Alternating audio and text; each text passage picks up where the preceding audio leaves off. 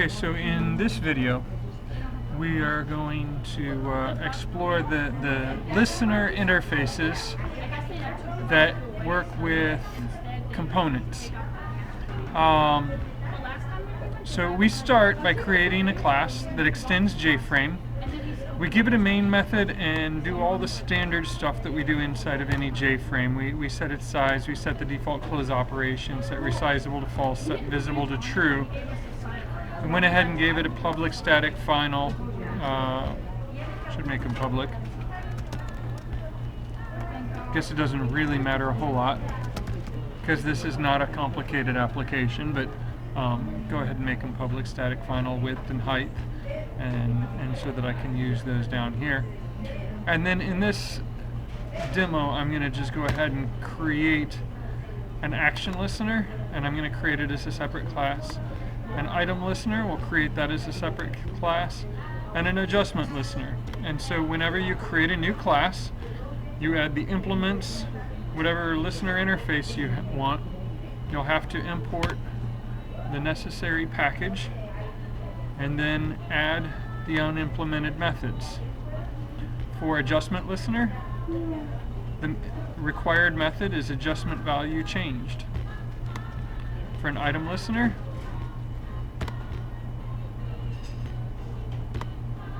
it's item state changed. For an action listener,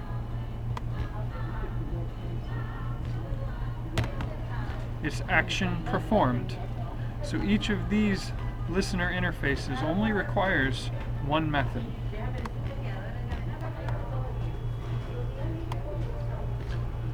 Alright, since action listeners work with buttons, I've created a variable of type button called myButton. Action listeners also work with menu items, so I've created a variable called myMenuItem of type menuItem. Since item listeners work with checkboxes, I've created a variable checkbox, or a variable myCheckbox of type checkbox, and they also work with text fields, so I've created a variable myTextField of the appropriate type. Since the adjustment listeners work with scroll bars, I've created a variable of type scrollBar.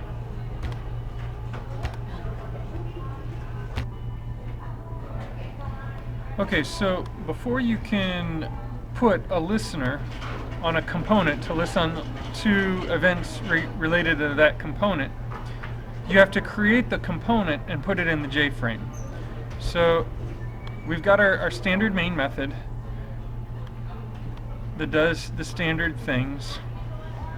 I've created the variables for the various components that we're just using for this demo, and I've created a constructor. Now the first thing I did in that constructor is I set the layout manager to null. If you add components to a JFrame and do not set the layout manager to null, then you're going to have a layout manager that is going to try and arrange those components for you within the JFrame. And I have not gotten good results using layout managers in the past. It can be done, but it is rather complicated. So for simplicity's sake, we're starting out just setting the layout manager to null, turning it off, and then we create our components. Now I've grouped the components according to their listener interfaces. The first is the checkbox. So we just create a new checkbox with some text in it, and we set its bounds. So if you've turned the layout manager off, then you can set the bounds of most of these components by setting the X coordinate, the Y coordinate, the width, and the height. And then you have to add the component to the JFrame.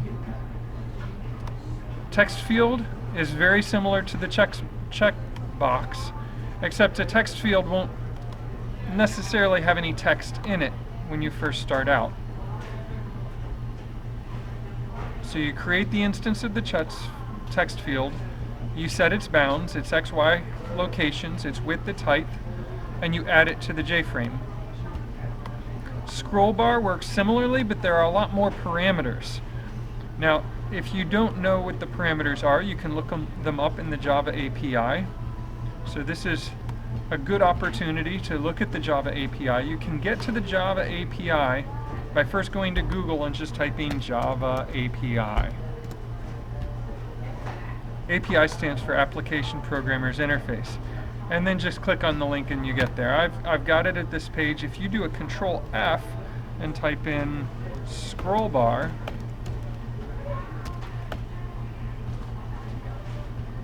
you'll be able to search through this menu and find the scroll bar. Now in Google Chrome it'll highlight in yellow the places where it found it. You found scroll bar in all these places. If you click on scroll bar here, it'll take you there. Now it's important to know that everything that I'm using is in java.awt. So all of these components come from java.awt. If we look at our imports, and this can also help you navigate the Java API, when you imported it, you can see that the button, the checkbox, the menu bar, menu item, scroll bar, and text field are all in the java.awt package. You can, by default, if you click all classes, this shows every class in Java, and there's a whole lot of them. But if you just go down to packages and you click on Java AWT, these are only the classes in that package, and that makes it a little bit easier to find. And then if I do a Control F, scroll bar,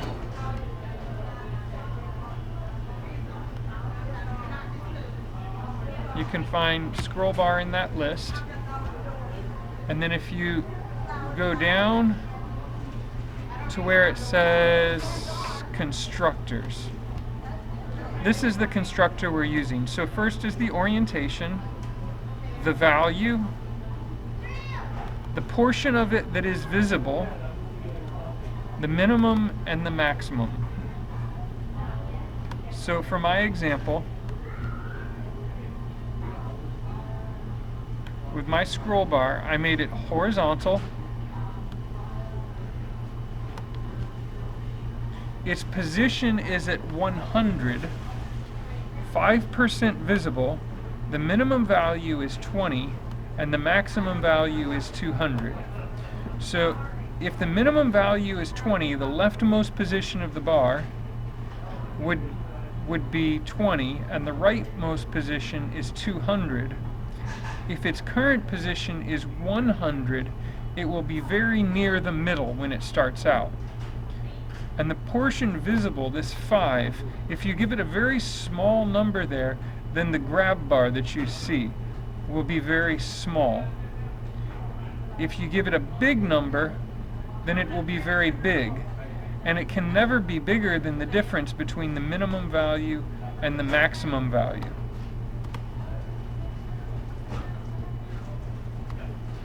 So you create the scroll bar, you set its bounds, and you add it to the JFrame. For the action listener interface, you've got buttons, and buttons are the same. You create the button, you set its bounds, and you add it to the JFrame. The menu is a little bit different. So for a menu item, the menu item has to go inside of a menu, and the menu has to go inside of a menu bar. And it's the menu bar, well, that gets added to the JFrame, but instead of just using the add method, you use the set menu bar method. Okay, so first you create a menu bar, and you create a menu. And then you create a menu item. Now you're probably going to create more than one menu if you've got a menu bar, and more than one menu item for each menu. But in this silly little example, we're just going to have one menu bar, one menu, and one menu item. So to the menu, you add the menu item. To the menu bar, you add the menu. And then you set the menu bar in the JFrame. So if I run this application at this point, I can see my menu bar up at the top. If I click on my menu, I can see my menu item. If I added more items, there would be more things in this list. If I added more menus, there would be more things across the top in the bar. There's only one possible position for the menu bar. It's up at the top. So I don't have to set its bounds, but I can only set one menu bar for my entire window. You can see the silly button, the silly checkbox, and the text field, and you can see the scroll bar.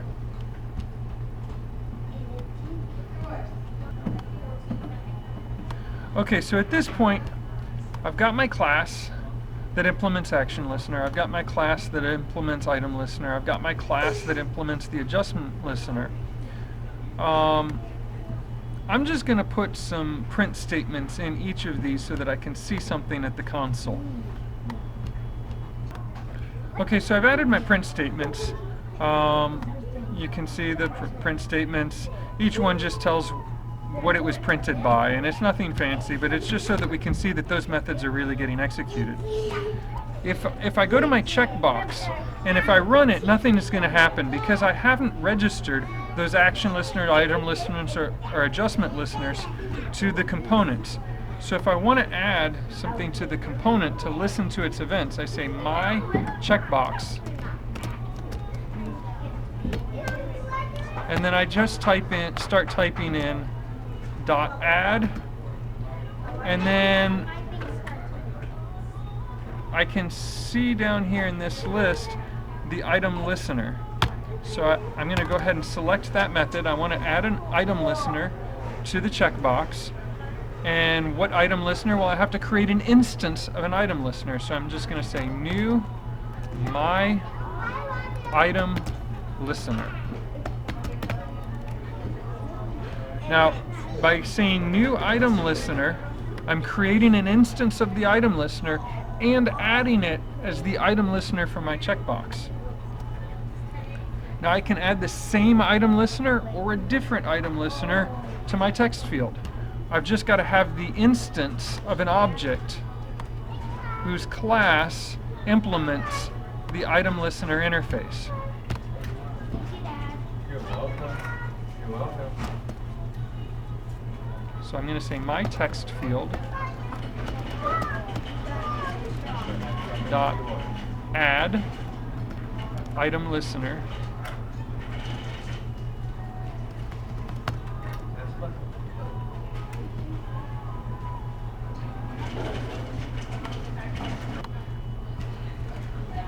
Okay, I got this a little bit out of order. Text fields need an action listener. So I'm just going to take this and move it down to the action listener stuff, just for organization purposes. It doesn't matter the order in which I do those. I'm going to take the scroll bar and I'm going to say my scroll bar dot add adjustment listener, new my adjustment listener.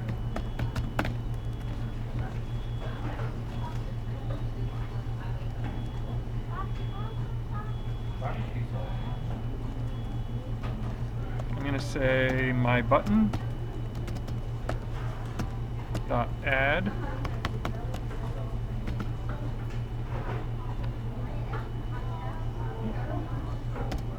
action listener, new my action listener.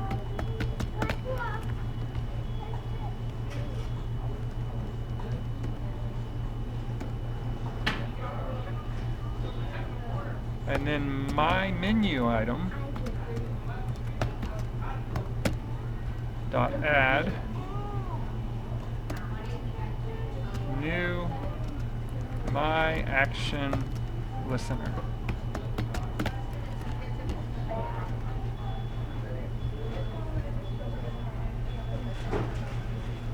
So now when I run this thing, if I drag the scroll bar, I get the message printed by the adjustment listener. If I click the silly button, I get the thing from the action listener. If I put something in the checkbox, I get something from the item listener. If I type something into the text field and hit enter, I get something printed by the action listener. It doesn't do anything until I hit printed, or I hit enter. And if I click on my silly menu item, I get something printed from the action listener. Now, all of this would be kind of useless if I couldn't get information from these methods about exactly what caused the event. So E dot, and I've got all kinds of information that I can get from the adjustment event. I've got information that I can get from the item event, and I got information that I can get from the action event. Sometimes if you add more than one listener, or more than a single listener to more than one component, you're going to want to figure out which component caused this method to occur.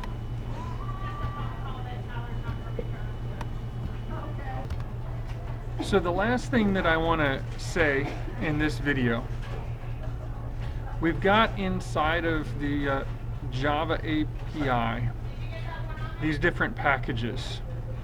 And so all of the components that I'm using are in java.awt.